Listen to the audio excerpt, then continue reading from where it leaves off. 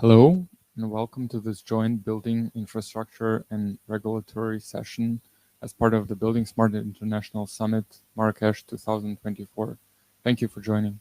My name is Andre, and I will be your moderator today.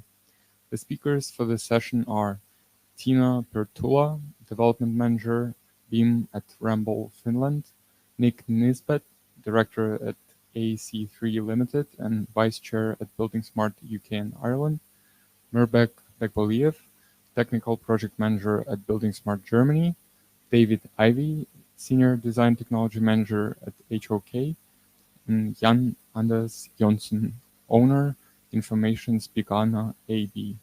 This session is scheduled to last 90 minutes, including time for questions at the end. The session is being recorded and will be made available in the replay section of the event as soon as possible.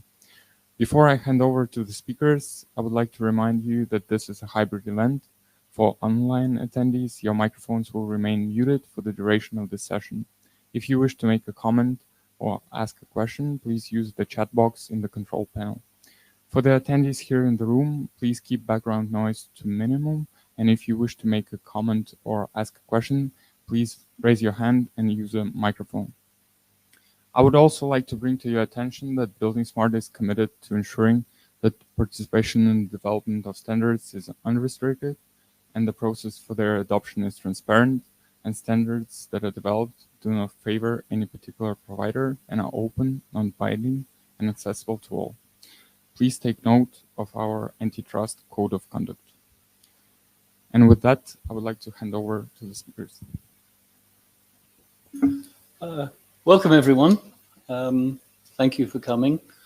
There are no slides for this session, and this is to hopefully encourage a dialogue, questions, suggestions, and so on. As some of you will know, I'm Nick Nisbet. I've been leading the regulatory room since 2018. In fact, people have been saying that I've been leading it for as long as they can remember, and it was only 5 minutes ago that I discovered that it's only been 6 years. And it always struck me that the regulatory room domain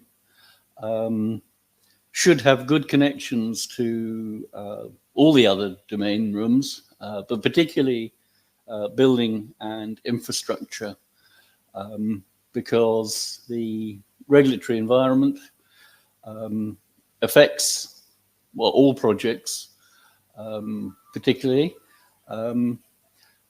When I took over in 2018, I tried to shift the name of the room, as it was then, to being regulations, requirements, and recommendations, because I saw that the interests of society in regulations and client bodies in terms of requirements, and the interests of third parties, insurance companies, and certification bodies in terms of recommendations was not well considered in the buildingSMART community. When I took over from Oyvind, who I'm very glad to see is here, Masaki Muto had published a review on electronic permitting, and that really laid the foundation for the room. In the last 6 years, as I now know it is, we've done a lot of different kinds of activities. We did a survey of the rule languages, because if we're going to capture the rules that we're trying to comply with, the question of is there an international standard for rules, how powerful they were. And we were able to do some tests and get some leading experts to join in with a comparison. And that report is widely cited in academia, and it's still available, I think, on the buildingSMART international website. We also did a review of application forms, because we really wanted to look into what information is never going to be in the BIM, but is critical to these processes. And then in the last 2 years, we've had 2 projects going. The first one is the Regulatory Information Requirements Project, where we tried to get countries from around the world to offer the information that they would like to find in BIM models, and to see if there was an international commonality. And Tommy Heidenen has been leading that. Of course, there are lots of things that were proposed that didn't get very far. We had a feeling that an international standard like IFC didn't need to have attributes for the number of saunas, which is an attribute and a regulation that's unique to Finland. So we had to do an extensive process of reviewing that and thinning it down to the information requirements that were really common across the jurisdictions that contributed.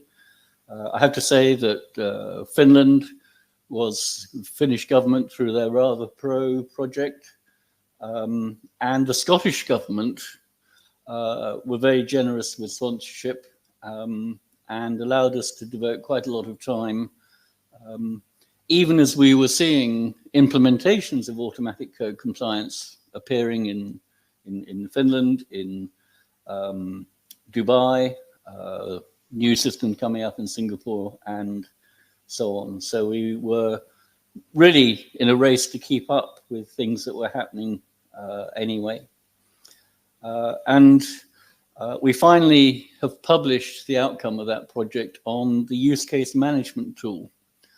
And I think that's one of the buildingSMART services that is not much talked about. And yet it's actually the best way we've got of getting our messages out to not just the buildingSMART community, but the entire community, beyond that, the built environment community. The other project that has come to a conclusion with this summit is the development of guidance for regulators, because although we've been lucky to have some regulators come to meetings, we felt that because it was unlikely that many regulators would come to buildingSMART summits. And so Franco Coin has been leading a group of authors from across the world, and that is now published. Is it available yet on the website? Perhaps any day now. And that's exciting, because I've been saying any month now or any year now for a while, but I think we're down to any day now. And the point of that document is to have something to push out into the wider community, and try and get the ideas about Open BIM into regulators and government, and hopefully encourage them to get involved with what we're doing. So in a sense, we've completed a number of projects, and now is a good time to take breath and think about what else we should be doing. And in particular, the challenge in this session is to think about how we consider regulatory requirements, and I would, as I say, include client requirements, how we include that in our Open BIM processes. And I think that the answers will be different in infra compared with buildings, for lots of interesting reasons. And it may be that those domains already have good solutions or need to work with or could work with the regulatory room. And so the purpose of this session is to ask some questions. In the last couple of days, some suggestions have been made on areas of focus. One of the things about getting involved with regulatory matters is that you end up thinking about municipalities, and municipalities are also building owners. And so does it make sense to be talking to them only about regulatory when they probably need help with other aspects of the built environment too? Another area which has been suggested is health and safety. Certainly in Europe, there's always, well, for some years now, there's been an obligation to share information about health and safety. That it's not the sole responsibility of the worker on site. It's not the sole responsibility of the contractor. Designers and building owners and site owners also have responsibilities. And the industry, as an observation, finds it quite difficult to balance regulatory compliance and the achievement of safety, which may be overlapping, but they're two different things. Other things that are affecting the industry are there seems to be a shift from the use of automatic checking from looking for the failures to, which of course is important, but also to reporting on the passes, actually creating definitive evidence of what parts of the facility have passed which regulations. And that ties up with the golden thread in the UK, which is what, the golden thread is what the UK calls, and everywhere else calls, building passports, I think, and building logbooks. So there are one or two possibilities of issues that we might want to take further. But the opportunity here is to see if there are any activities that we could look at, maybe develop, I'm not going to say a white paper, because a white paper strictly is a government announcing policy. But certainly in the UK, there's a thing called a green paper, which is a discussion of what might be done.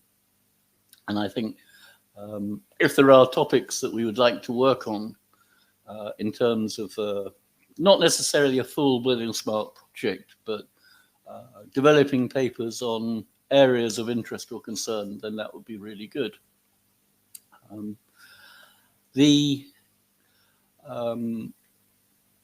I've had the chance to work with some building authorities in the UK, and the chance to work with some of the infrastructure authorities. And they certainly do have very different attitudes to the regulatory process, different experiences. So what I'd really like to do now is to hand over to the panel here, and David, and then Tina perhaps, to see how those domains are thinking about regulations and requirements. And then we can have a discussion. David? Okay. It's hard to think about buildings at all without thinking about regulations as well. So I'm with a firm in the States, HOK, and we're a design and engineering firm. And, code compliance and regulatory compliance are a big part of every project that we work on. And then thinking about the types of projects that we have, not at HOK, but in the building room, they're a little less about buildings per se and more about the management of buildings. So we've got projects on FM handover, and where I start to think about regulatory stuff, and we've done plenty of sessions over the years with the regulatory room. I kind of think about movement, occupancy analysis, some of the FM stuff where there's regulations around requirements for buildings for ingress, egress, fire life safety. And we've got a new activity proposal that we're working on that's garnered, I think, a lot of interest, the Internet of Things, and not sure where regulatory might cross over with some of the stuff on IoT and sensors and a lot of data in buildings. But it seems to me that there might be some regulation around personal data and information that a lot of sensors can pick up. And just we've got some steel projects as well, which I know are and manufacturing, both steel fabrication and the management of steel projects, and those obviously have a lot of regulation with them as well. I'm also here with Mirbeck and Jan Anders, and Mirbeck is giving me eye. You have something you want to add? I already mentioned it. What was it? Oh, okay, yeah. So yeah, I think regulations sort of touch everything in the building industry, from buildings, and all the buildings that are part of all the other rooms, even though we have domains for, airports and other big structures. They're all buildings and they all get touched by code. And I would not be able to speak too much to infrastructure, but that's why Tina's here. So I'll give it to you. Thanks, and I think so. I'm Tina Perttola, and I'm the chair of the infra domain. And thank you, Nick, to ask us to join here today, because I think this is definitely the important topic for the infra domain as well. And regulation, as we all know, it's I don't know even how to approach the topic, because it depends on which angle you are looking the question. And mainly at the moment, the stakeholders in the infra domain are government agencies, and of course, government agencies needs to follow the regulation. So that's the one aspect. Then there is, of course, the municipalities. Nick mentioned also that part of maybe the stakeholders in infra domain, or the owner organization, and they do have also the regulation that they need to follow. Maybe the regulation might be a bit different between the government agencies and the municipalities, but in the end, it all comes to certain. I need to mention these regulation requirements, because that resonates with me, that there is a lot of different type of regulation requirements, that someone needs to put those requirements, maybe hopefully in the machine readable format in the future, and they could then work as maybe the IDS, that against those requirements you need to produce the models, and then you can validate. And it was mentioned also in the presentation in the morning session with this digital passport, that maybe the conflict checking in the future is also not the conflict like in the geometrical level, but also the conflict between these maybe regulation requirements and the kind of the information that you have produced. Then I pick up also a few things about what Nick said, that I played around with the use case management service when I was trying to look the use cases that the info domain has produced, and there wasn't any, even though we have created the use case, but we haven't maybe utilized the use case management service as the way that we could now. And I fully agree that if we have not put anything there, it's very maybe difficult to make it visible to other maybe members or the other side of the community that are not involved to the buildingSMART activities. And then I was thinking about the survey, what you have done within the building domain, that maybe that could be the good starting point for the infra domain as well, to ask the question to maybe infra domain members, that what are the maybe regulatory domain requirements that they need to follow. And then the other thing that I was picking here was also the terminology, that maybe you have already created the terminology that is familiar for regulators or who are kind of doing the process. So that could be a common ground here as well, that maybe we can start to check through that what kind of regulatory domain has already done within this field. So I really think that there is a lot of different aspects in this wide topic. So I'm not sure if, Phil, you want to add something, because Phil is here, my wingman from the infra domain.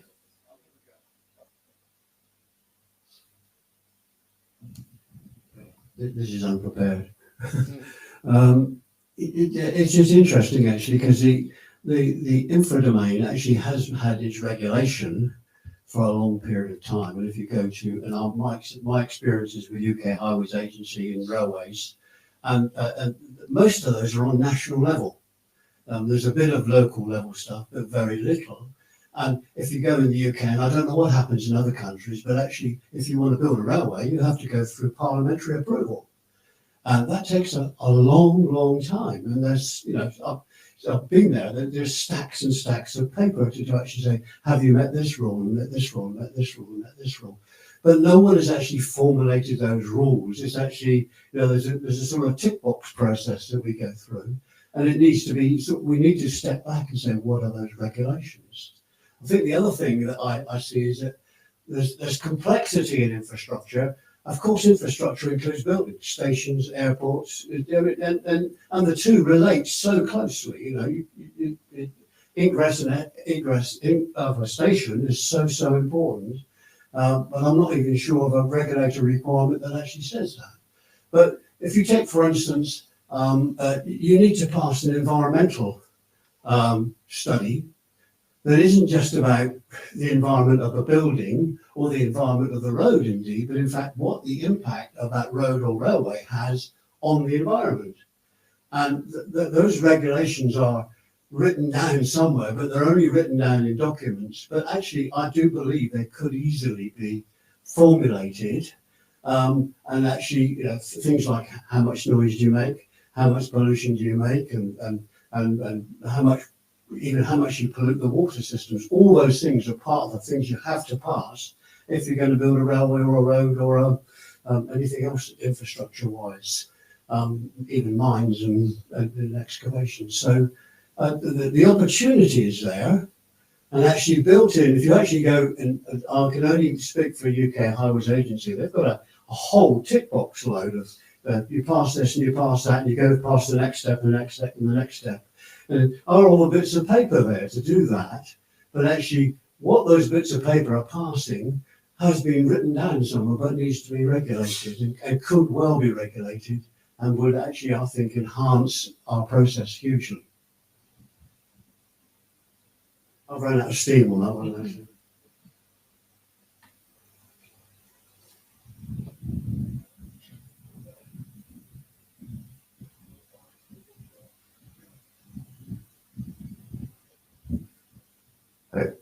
No, just to say one thing, just to tell you a story about I've been living in Italy in the last period, is that the greatest sponsor for the digital building permitting for the building are infrastructure companies, because they are used, as you said, to work on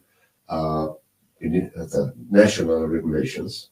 But when they have to go through a municipality and they have to ask for something, I don't know, outside the rail, and then they have to ask for a permission for that, they find every time a different word that they have to live or to fight again, to live with or fight against. So actually, in this varies. The greatest sponsor in Italy are the railway company, the road company, let's say the river, the water company, the water companies are asking for digitalization of building permitting. They are the sponsors.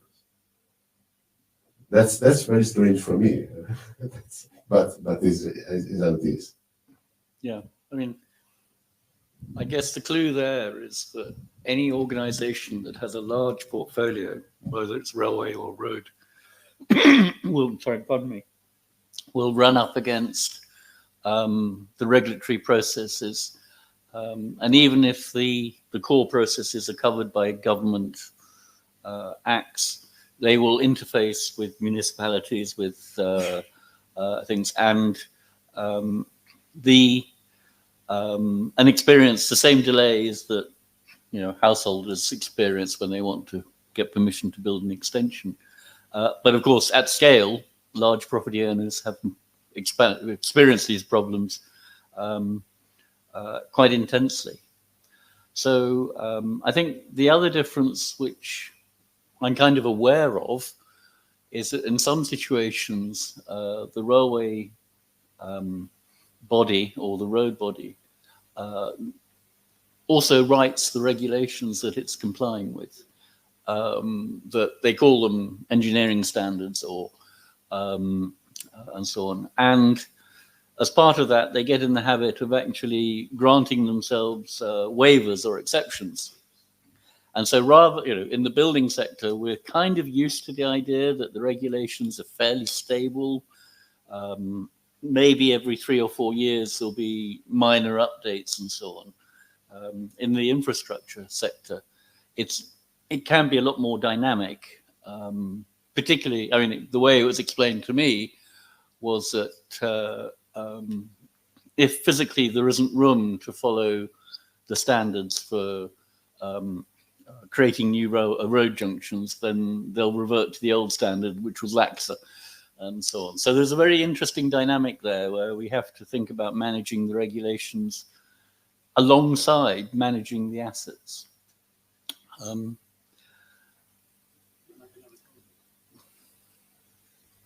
Maybe can you?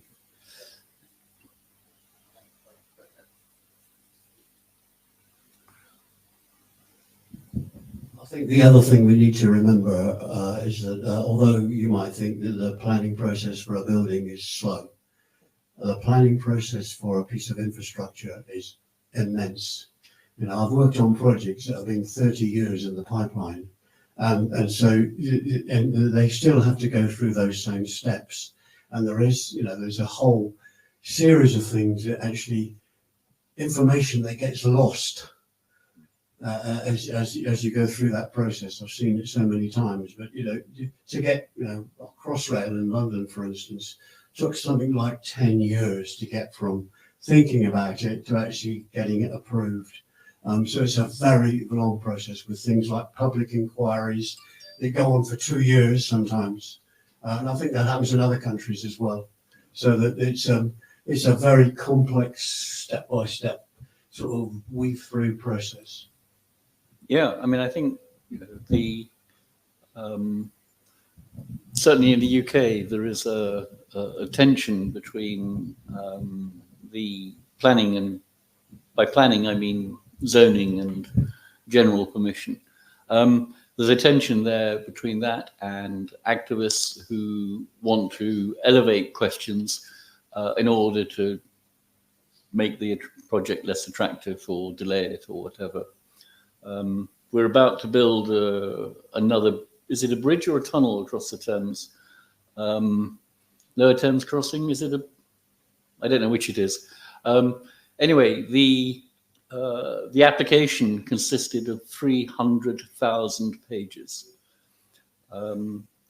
And someone remarked, in there are probably 10 or 20,000 requirements that they are effectively committing to, and how anyone is meant to track those. So there are substantial problems with a process. One of the other things that has been suggested to me is that a lot of the regulators regulators in different sectors either are willing to publish rules, but some are willing to publish rules and or guidance or whatever, and some are in psychological jargon passive aggressive. They just say, they fold their arms and say, make a submission and impress us. And that's very corrosive, because if you could answer the questions they're asking in 5 pages, you could submit 5 pages.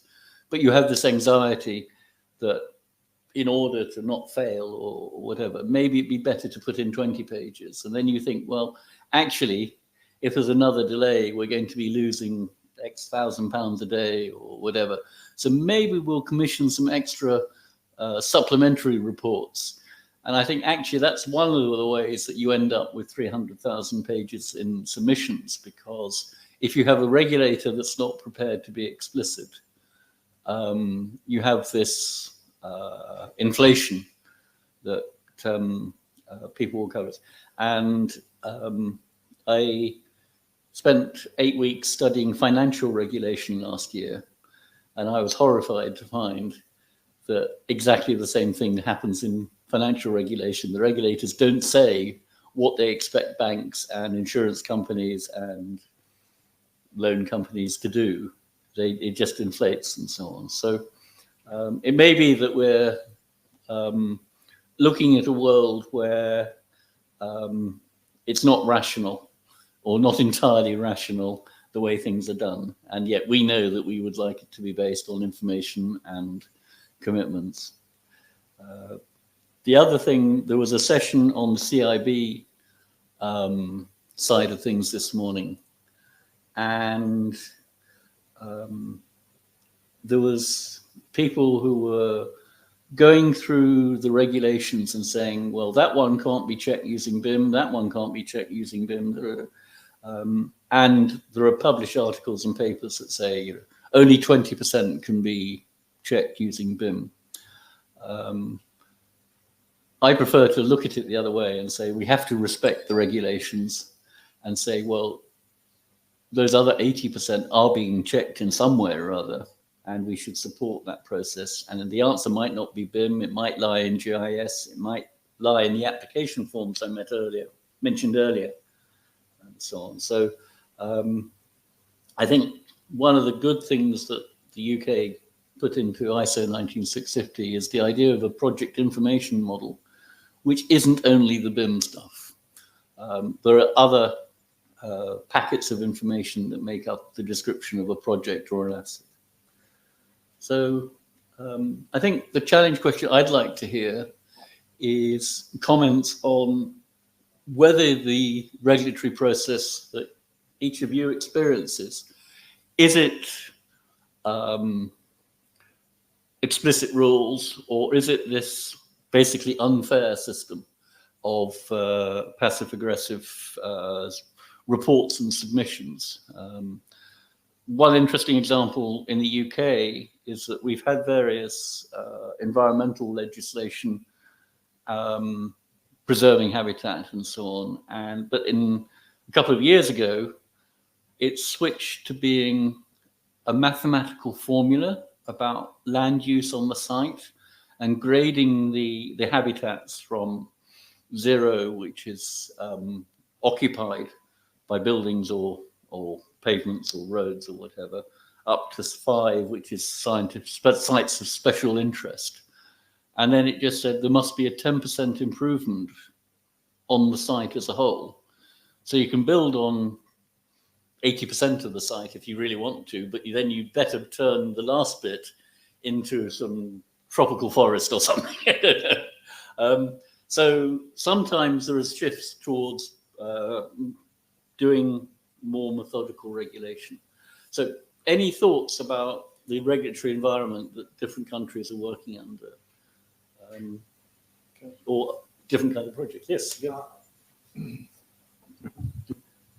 See, there we go.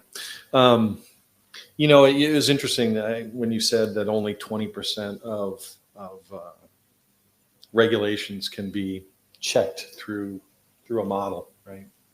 Which I think is interesting. And I'm not sure as a designer, as a design firm, right? I mean, we design to codes and regulations, but they're not necessarily modeled because a lot of the codes and regulations tend to be very granular, right? I mean, they get down to the nitty gritty, and on a typical architectural project, at least in the States, we only design to, and we can talk about, maybe what LOD means to different people because everybody's got different levels of development or design.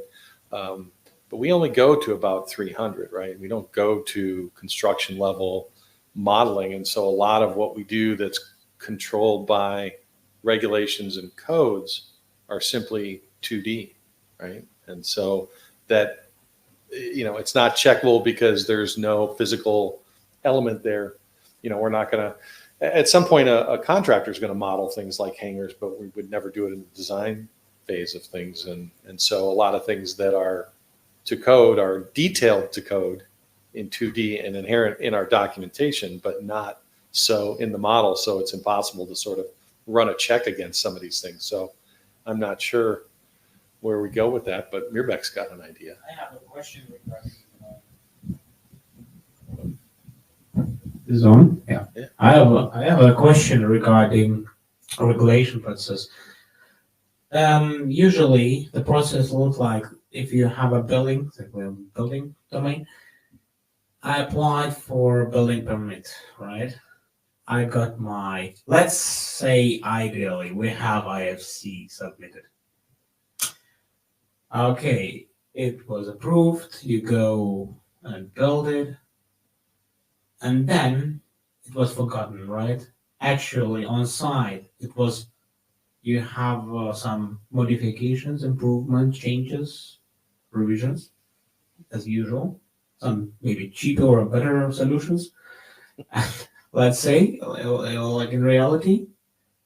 But the building authority stores the first initial building, right? So you have a second improvement, it's some maybe the procedure, not just to submit, apply with an application with IFC model, but also validate it if like as built model later on to be also given to the building authority, so that for later stages, if you have some improvement, you don't have to improve the building model later when you have some additions, like extension of a next garage or something like that. Then it will be second improvement. They have a chance to update your model, but in between you have to do some update work and provide the latest version of your model. The problem what I was facing was paper-based. I had 3 different versions of revisions, 3 different versions of blueprints that didn't match reality, of course, at the end. So that will be also the same thing in the future when everything will be applied with IFC, and then if the model was like 1-to-1 implemented, but of course there will be some changes. So there's maybe additional food for opinion, how you could also later on improve the process, or not improve, how you can also demand that kind of updates in archiving. I guess Finland did it now as archiving format for permits.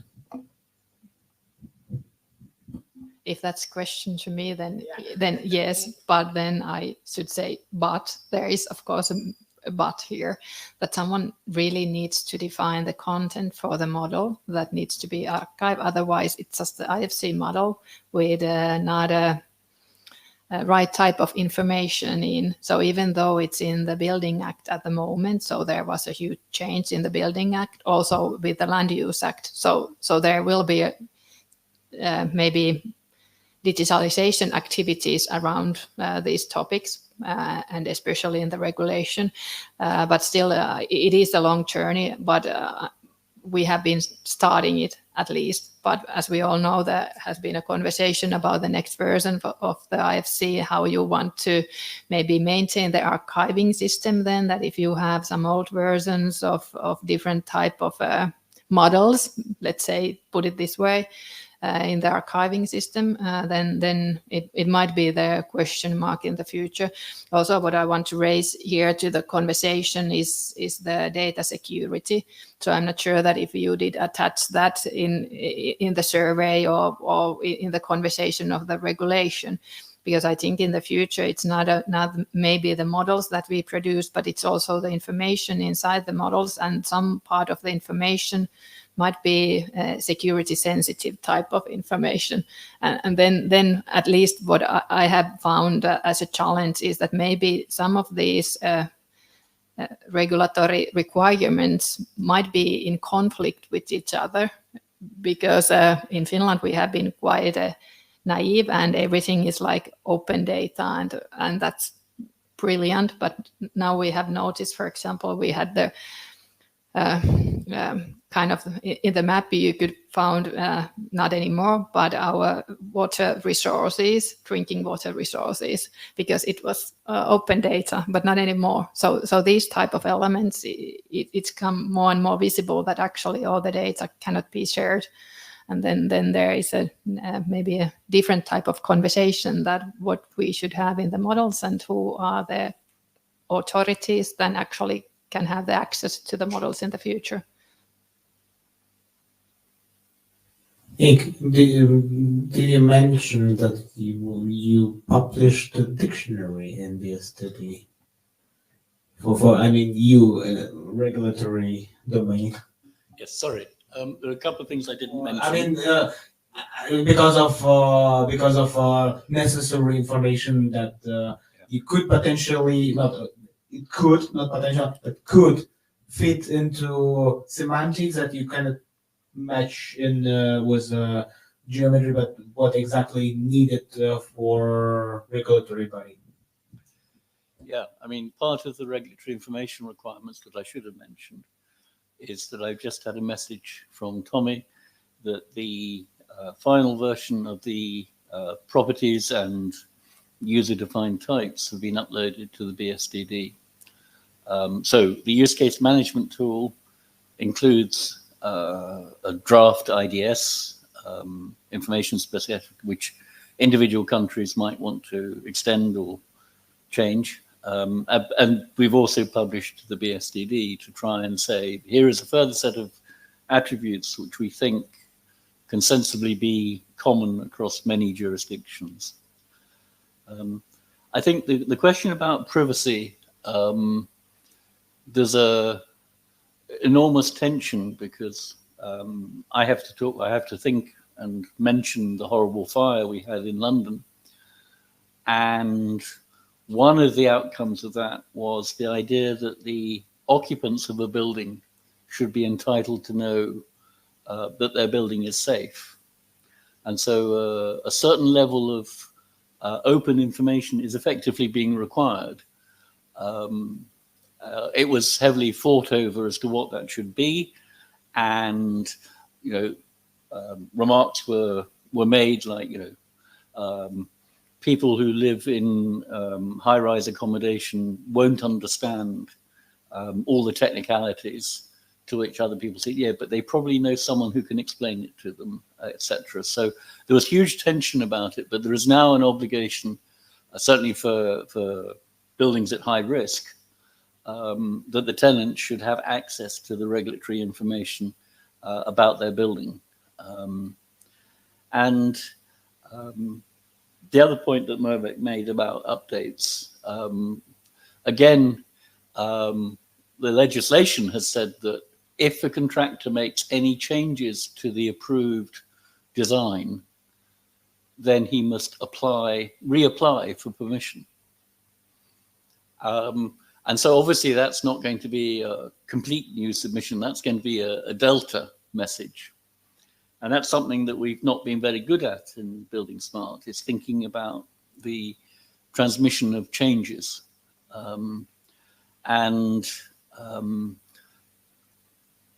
At the sustainability session tomorrow, I'll be talking about the extension on my house. And as soon as they took the old roof off, they said, the timber underneath the roof is rotten. We're going to have to replace it completely. So immediately, the day the project started, there was a design change because I had to have a whole new timber roof. And if my house, I assure you, is not high risk, but if it had been a high risk building, the contractor would have been obliged to put in a notification to building control and wait for approval before they carried on.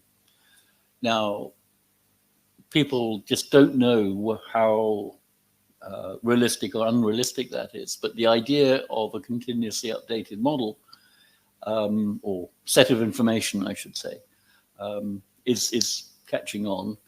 And I think the other thing is that when in the UK we have local authority inspectors who come out and check the building as it goes up, and they check first against the plans, the submissions you've made, and then if it's physically different, they'll then look to see whether what's actually happened is compliant. So we have a thing where you have to get permission for changes in some cases, and we get a situation where it's inspected with others. So we're getting into a very dynamic information situation, and we might want to think about, I mean, the change for my project was that the existing roof that had been shown, or timber roof that had been shown on the drawings, was replaced with new, larger joists, beams, and so on. Now that's one sentence. We know that with the kind of BIM that IFC represents and the kind of BIM that the current tools produce, going in and making that change to the model would be a morning's work. And it does show up the weakness of the current BIM ideas we have, that if we're going to have them continuously updated, then we shouldn't be documenting every beam. We should be documenting summary sentences, or feeding them to an AI to make the changes for you. So we're getting into a situation where information is a lot more fluid. Yes, and we're also getting into a situation where buildings and probably infrastructure too has to be recertified every few years. If I may reply, kind of, because I think there's now a kind of the differences between the infra and the building, because infra is mainly owned by the maybe public authorities, government or municipalities. And then kind of the path for infra from the preliminary design and kind of studies all the way to the construction and the asset management lifecycle phase, it's kind of under one owner organization. And then when I think when you are talking about changes that you made to the models, actually in the infra, we don't have any models, hopefully in the future. They are kind of asset management register maybe, and you maintain the information in very different formats than IFC models. And then we maybe make these type of changes that would actually have been built, or what's the material if there is some changes. And of course, during the life cycle, we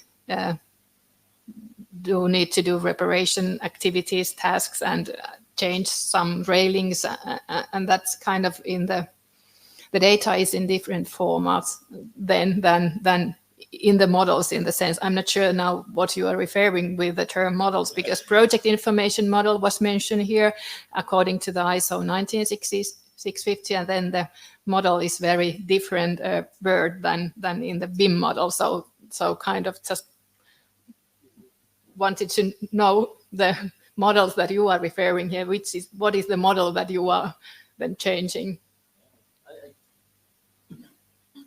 I think, what we're sort of saying is that in an environment where regulation isn't just a one time event, it's going to be very challenging to use the ideas we've had about regulatory checking when the information could be dispersed between a bit of BIM, a bit of GIS, an application form, a specification document, and 25 change notices that came during construction.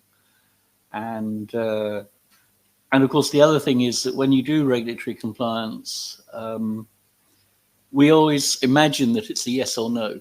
You get planning permission, yippee. You get building technical permission, yippee. Actually, there are always conditions and exceptions and qualifications on a permission. And so that becomes dynamic. In my case, I'm having a balcony. And my technical permission approved everything except this balcony that said that at some point we have to submit the structural details of how this balcony is going to be fixed to the building. And so that's then pending. So we have this, it's almost becoming a continuous regulatory process rather than this one-off thing. And I think one of the reasons that I wanted to include client requirements, capacity, performance, and so on, is that similarly clients' requirements are not static. We need to think of ways to allow the client to change his mind. In the early days of BIM,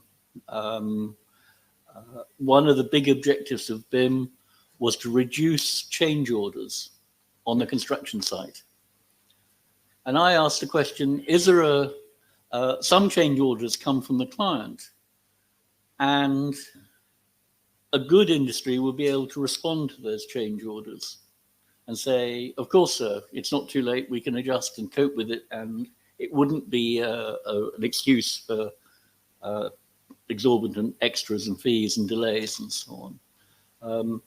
But so we need to think about how we maintain a requirements document or record alongside our assets, so we know what it was trying to do.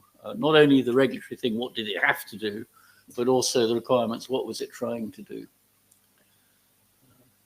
Okay.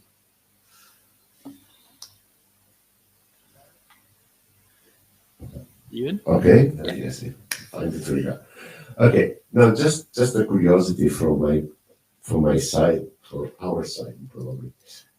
Can you, David and Tina, think how many of your requirements in changes in IFC in the last, I don't know, couple of years, 3 years from your areas are related to regulatory requirements, or in some way related to regulatory, I don't know, entanglements or something like that? Is there an idea of a number? You say 10%, something like regular thumb.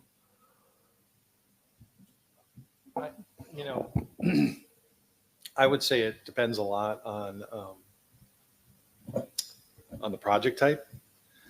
So when we do, as an example, a healthcare project, right? We're not only contending with the state health department's codes and regulations, but also the building codes and regulations. And so you sort of get doubled up on with any kind of design change. So in some cases, that percentage is probably pretty high depending on the building type. And some cases it's pretty low. Is that sort of what you're getting at? Like, as a percentage of design changes, how many? No, it was also even before. So when you ask it to buildingSMART to announce the number of properties that something you need and something like that, do you have an idea if they are somehow related to regulatory requirements or not? Say most of them are for technical reasons or so. I think, again, I'll say, depending on the building type, a lot of them are technical requirements purely, like you said. It's like, foundational stuff has changed or whatever, structural stuff has changed, and so there are code reasons. But when you get into different project types that have extra levels of code, I think that that percentage goes up a lot. And maybe if I think about the infra domain and also the railway domain here, because I think they are pretty much the same, then when we have had these IFC extension projects, all of the stakeholders has been the government agencies. So kind of the regulation, even though they might seem as a technical regulation, they have the basis from some kind of maybe even international regulation. Like Phil said, these are, especially the railway industry is very much regulated in the international level. So you really need to feel that the rail goes from the country to the other country smoothly without extra changes in between. So kind of they are embedded, but I'm not sure that if they are underlined that these are kind of requirements coming through the regulation, and these are the requirements as a technical requirements. But I have the understanding and that they are mainly coming through some kind of regulation as a basis.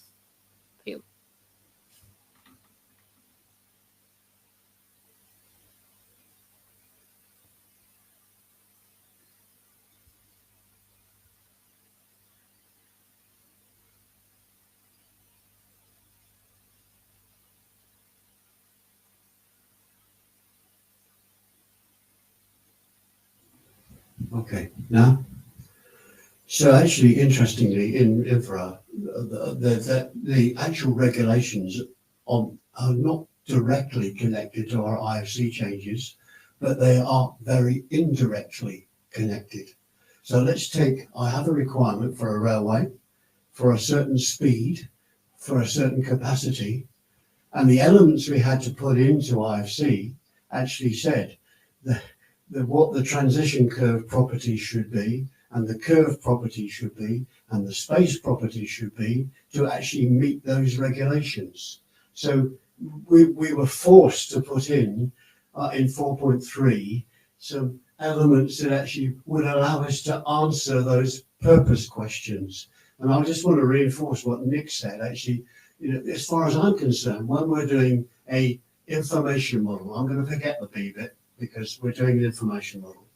When we start out and start to collect information about any one of our projects, we actually collect the DNA of what we're building. And so when you start, you actually say, the purpose of this is to open a new railway that carries this amount of passengers at this speed. And that everything else is built on that. And if you don't have that information recorded as a set of information, then you can't regulate it. So everything springs and builds on that. So we need to see that our BIM process, our information process, is not a isolated thing. It's actually build the DNA. So when I actually say, I want a job to do this, then actually, what have I done to actually satisfy those structural requirements or those egress requirements? And then you actually go, well, as I build it, how have I satisfied that set of requirements? So we don't look at it as that continuity ribbon. And I think that's really where we've had to look at that in IFC 4.3. So as a percentage, haven't got a clue.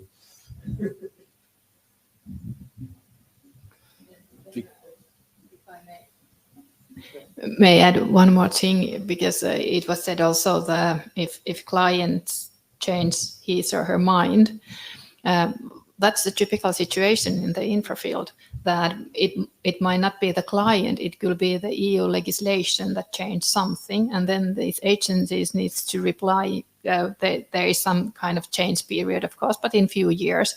And even though it might be the existing road or rail, they need to switch every element in the network that it fits to the new legislation or the new regulation. And then they need to know, and maybe through the asset management register, that where in the network they do have those type of elements that they need to now switch. So this question that everything, what if something's changed in infra and in the railway, everything is changing kind of all the time, not maybe all the time, but yeah, because we build up for network to last forever.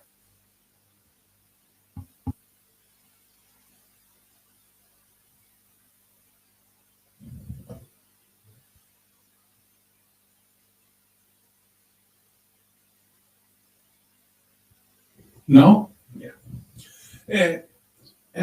I will go back to the beginning when we talked about infrastructure and building, and said that infrastructure has more difficult.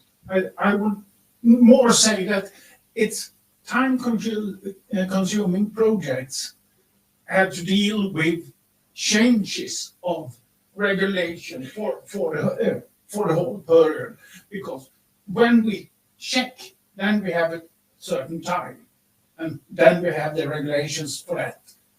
Next time we check, we have new regulations. And that's, I think, is one of the key points in how to react the modeling to the regulations. That's what I Small topic change.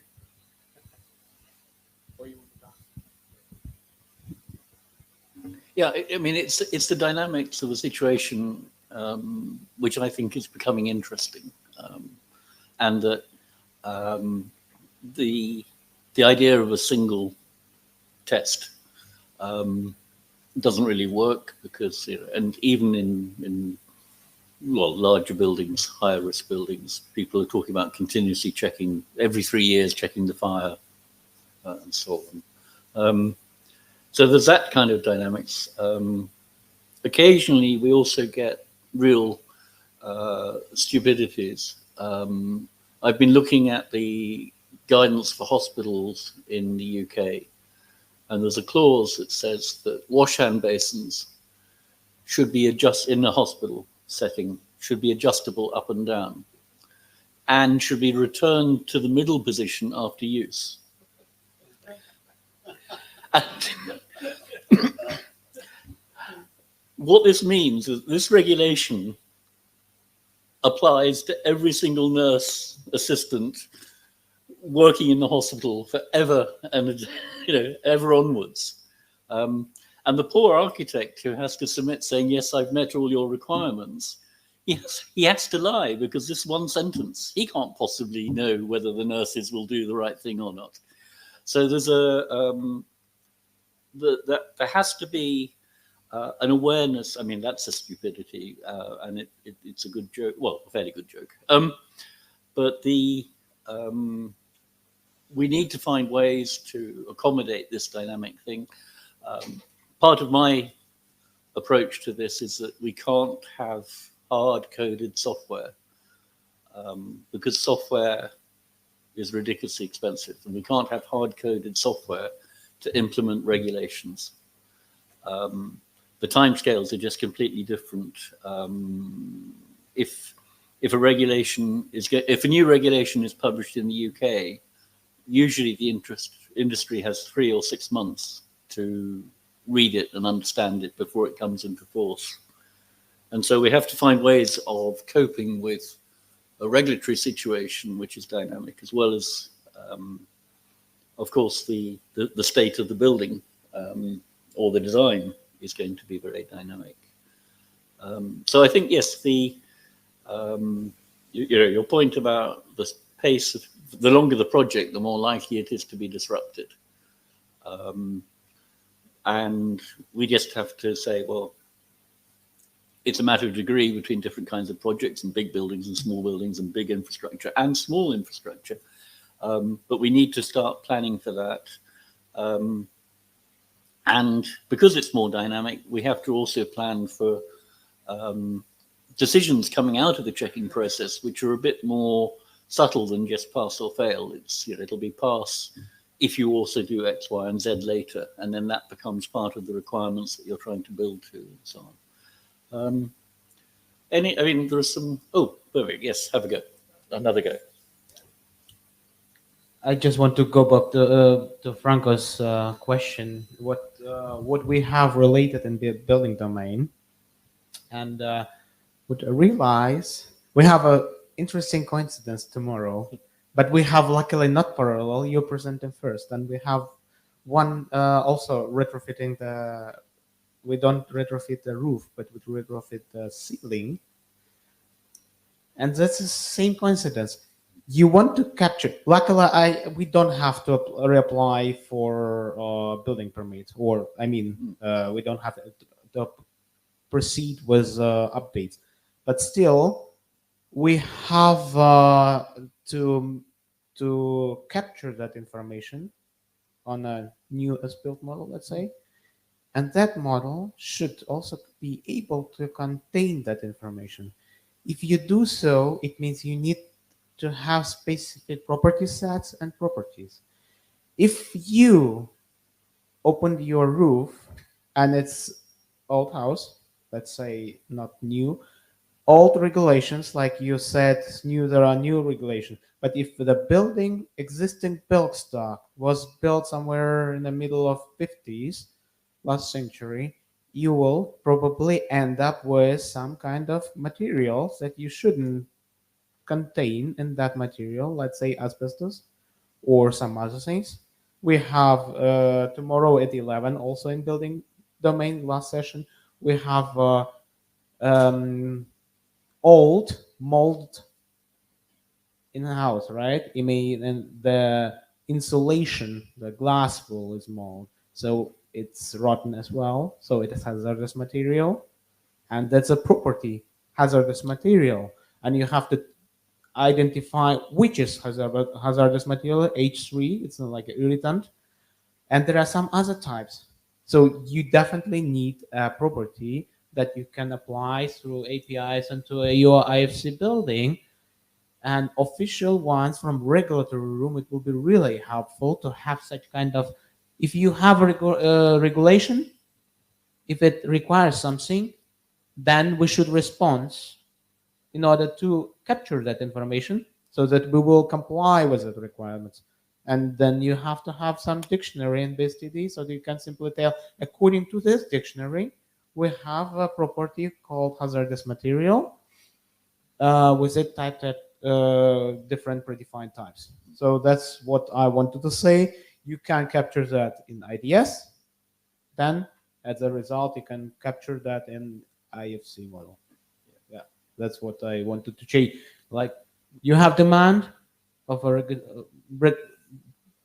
code, let's say building code or some other requirements, regulatory requirements, and you can try to, yeah, you have to meet it. Yeah. So.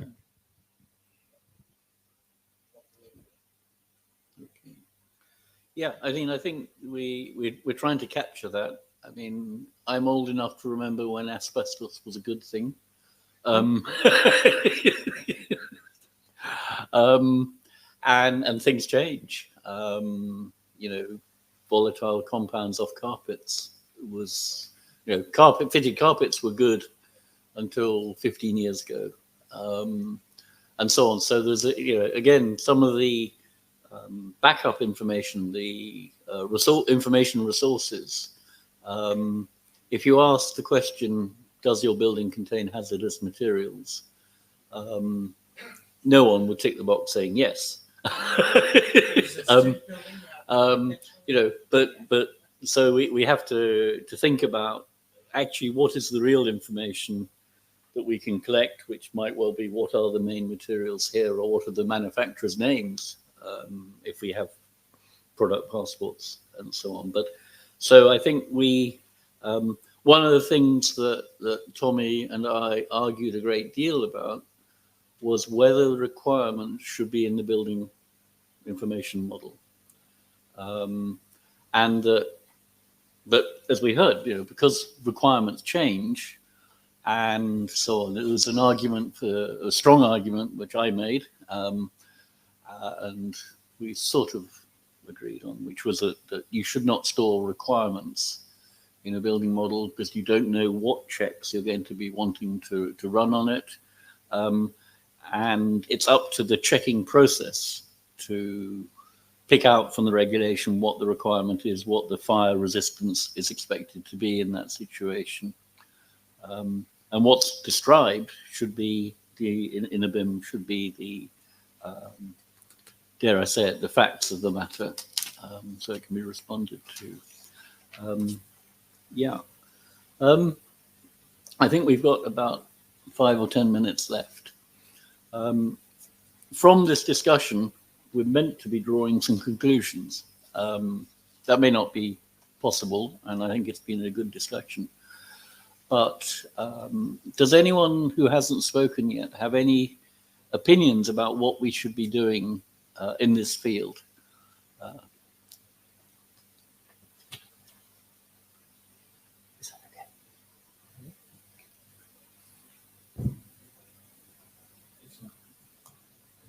Hello, thank you.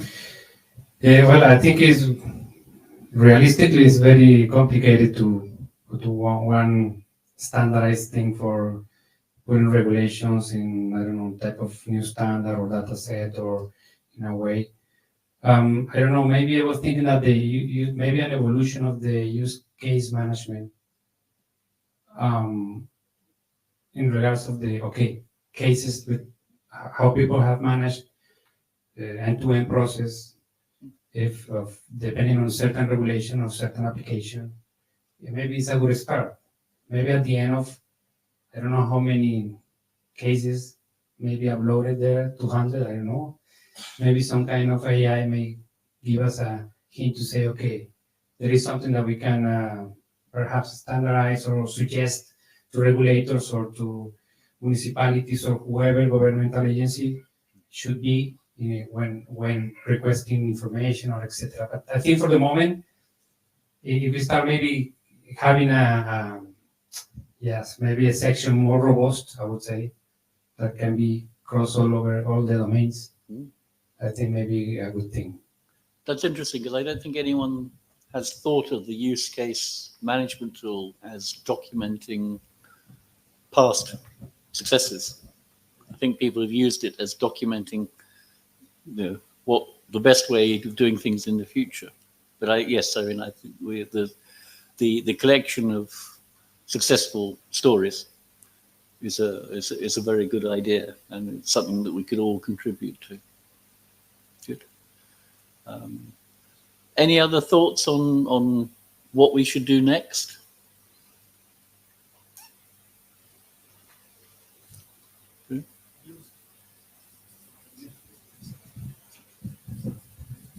Thanks, Nick. Peter Thompson, University of Canterbury. Having been involved in UK regulations on the energy efficiency side a long time before this, in the context of building smart, I would like to see some aspect of IDS expanded to see acceptable ranges of values as well. So the IDS at the moment has lookups of variables and parameters. Might be, I don't know whether it's a controversial topic, but as a software engineer, I've always got acceptable limits on all my numbers. It could be a basis for regulatory checks, and it's a must for all software when you write it, for good software. So it strikes me that would be a sensible thing to do for modeling. Yeah, I mean, in the session this morning, a lot of people were talking about making the IDS more expressive, more powerful. I know that there is somewhere in the documentation a rule about tolerances, which is probably not the best place to put a rule about tolerances. But I think a lot of people are turning to the IDS as a rule language in the hope that it can do regulatory rules. The authors of IDS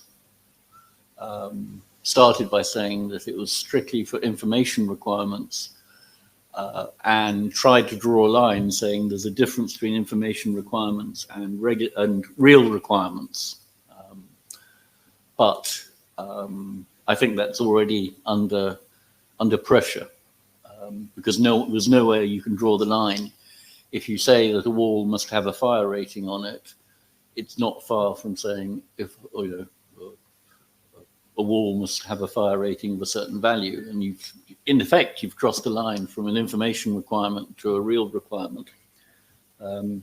So yes, I think the IDS is probably going to come under pressure. Whether it's capable of representing a large part of the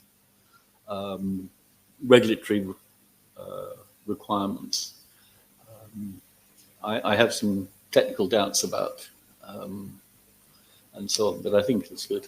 And I think certainly there will be an IDS, well, there'll certainly be an IDS 1.1. I hope there'll be an IDS 2.0 in the jargon. In other words, something that substantially increases its expressiveness. But there are other rule languages available, and it may be that we need to move to something else. And so on. Any other wrap-up thoughts? Well, I think pretty much a lot of us been said already. One thing that I was thinking of is kind of the decision type. So what could be at least some kind of starting point, because these different decisions that we need in the regulation if we do different checking. So if I'm not sure that if when you did have the survey that so kind of if you created these different decision types related to different part of the approval process by some authority, that would be also maybe good for infradomain to get understanding that what was the findings. I was just going to say as a closing thought, because I had written it down and then forgot, but I think, within the next 1 to 3 years, and we're already testing stuff like this now, we're going to see a big splash is going to be made by AI in this field in general. There's a lot, you mentioned about, or somebody mentioned about there being, 10 to 20,000 specific regulations or codes that needed to be followed for a project that you were talking about, right? And that's probably not parsable and trackable by a human, or at least not in an easy way.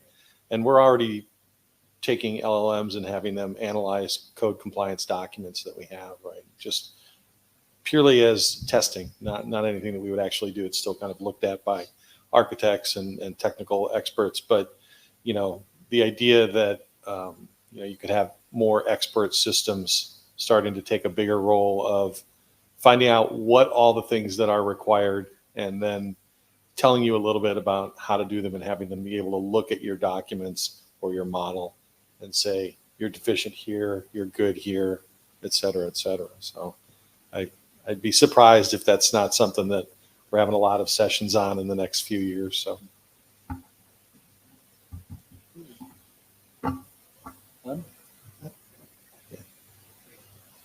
Yeah, I mean, I think it was Masaki who gave us, or I think we collectively agreed that in building there's a step which is variously called in different parts of the world: zoning, urban planning, or city planning permission, which is mainly to do with the externals of the proposal. How does it plug into the road system? Is it compatible with the neighbors? How do the built services have the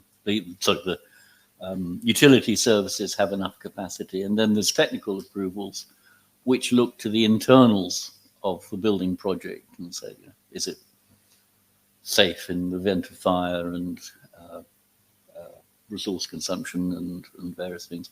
And then there's occupancy permit, which is it's sometimes it's a repeated check that it's is a building fit for human use. It would be interesting to know if there are common patterns in the infrastructure, in the kinds of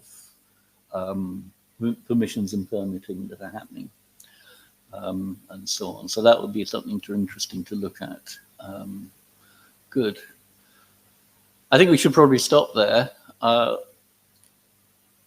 really appreciate the people who've spoken up, who've contributed to this dialogue, and really want to take all the conversations forward. So I hope you'll plug your ideas into your respective domain rooms, and maybe when we come together again, we can report some progress. Some of it on AI, and some of it hopefully not dependent on AI. Okay, thanks very much, everyone. You worried about a job? You worried about a job? Thank you for attending, and we're looking forward to seeing you in other sessions of the summit.